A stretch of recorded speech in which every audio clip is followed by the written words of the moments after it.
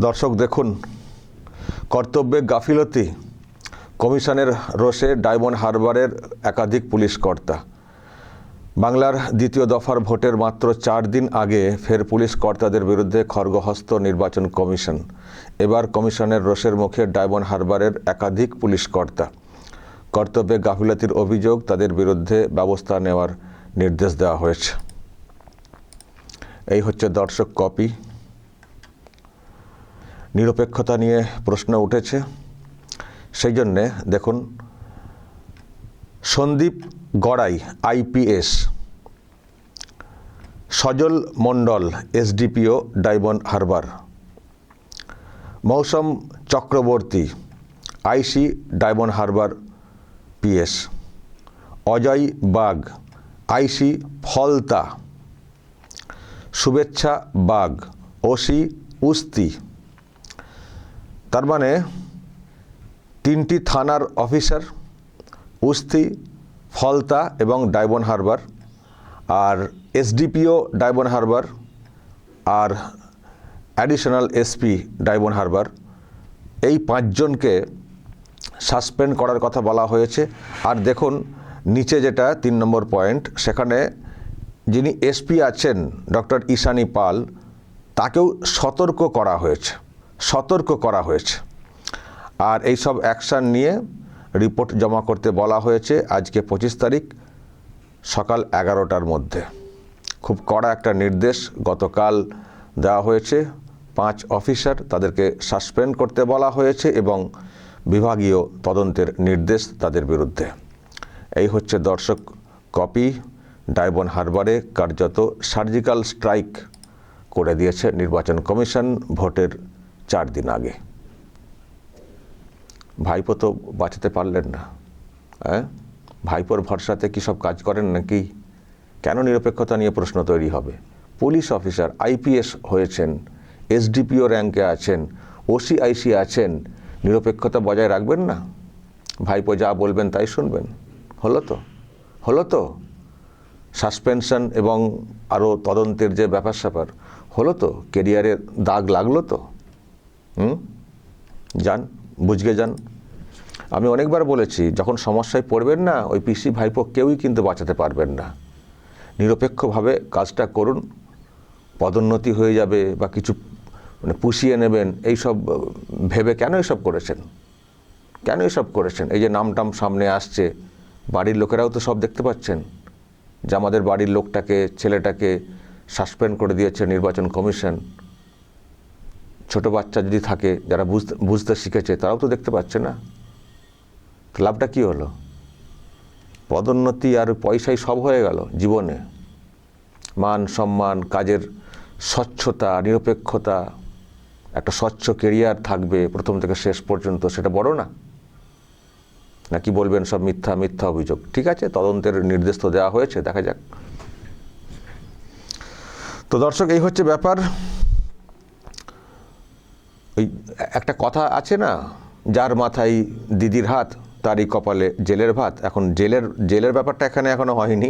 Suspension এবং তদন্তের কথা বলা হয়েছে। তদন্তে ধরা পড়লে নিশ্চয়ই ব্যবস্থা হবে, আরও কঠিন ব্যবস্থা হবে। কিন্তু ভাইপো বাঁচাতে পারলেন না, এটুকু পরিষ্কার। ভাইপোর এলাকা ডায়মন্ড হারবার, ফলতা, উস্তি, বাপরে বাপ, ওনার কথাই সব নাকি ওঠেন বসেন, এরকম একটা অবস্থা। গাছের পাতাও নাকি ওনার কথা না শুনলে, ওনার কথা না শুনলে নড়বে না, এরকম একটা ব্যাপার। খুব নাকি বিরাট ব্যাপার। ডায়মন্ড হারবার মডেল, তো মডেল তো এই তো একটা মডেল দেখলাম, লাইন ধরে সাসপেন্ড করে দেওয়া হলো। ভালো হয়েছে।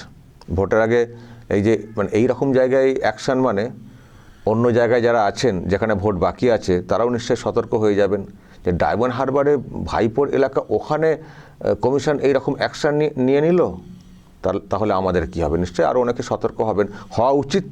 হওয়া উচিত।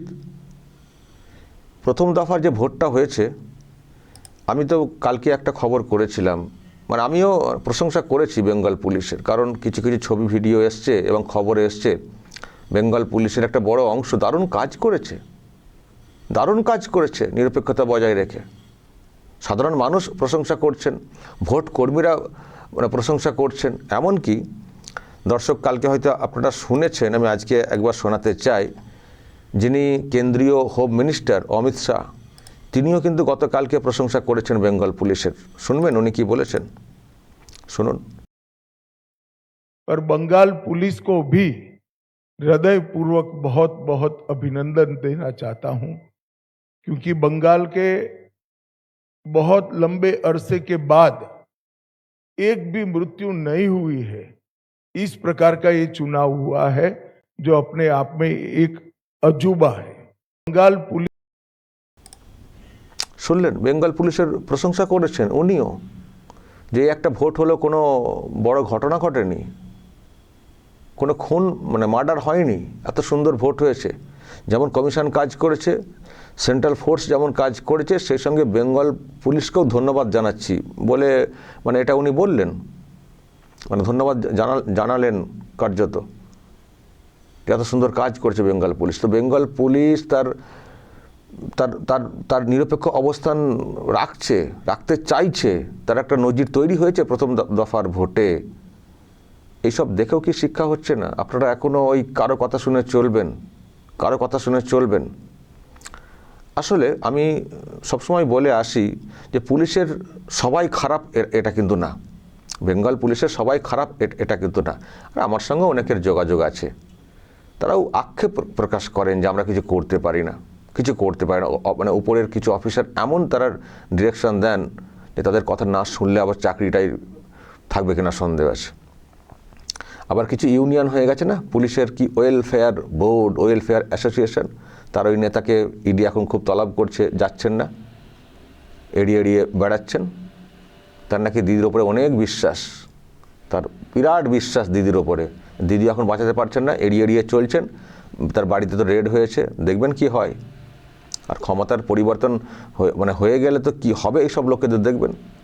তো যেটা আমি বলছিলাম যে পুলিশের একটা বড় অংশ তারা কিন্তু নিরপেক্ষই থাকতে চায়। আর এই সরকার যেটা চলছে সেই সরকারকে তারা মোটেই সমর্থন করে না। কিন্তু অফিসাররা যারা আছেন র্যাঙ্কে বা নিচু স্তরে, তারা পেরে ওঠেন না চাপের কারণে।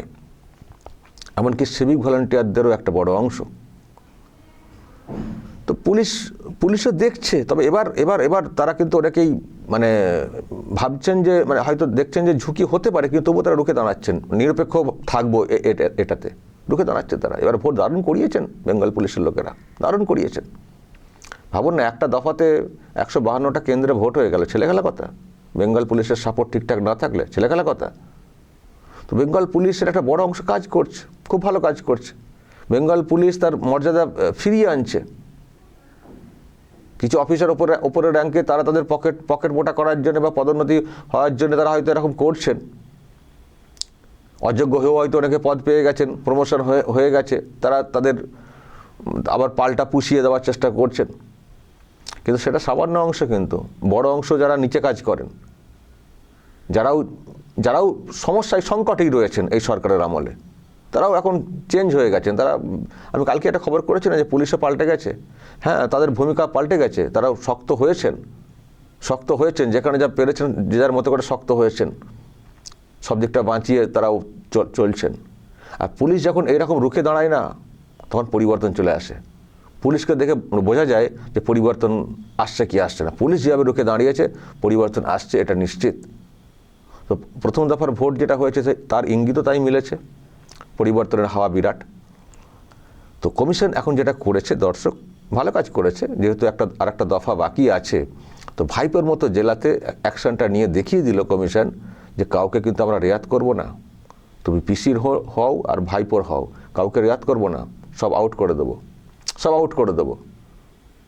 তো এটার মাধ্যমে অন্যদেরকেও শিক্ষা দেওয়া হয়েছে। এই যে দফার ভোট যেখানে বাকি আছে, সবাই সতর্ক হয়ে চলুন, নাহলে কিন্তু মুশকিল আছে। ভালো করেছে কমিশন, ভালো পদক্ষেপ করেছে।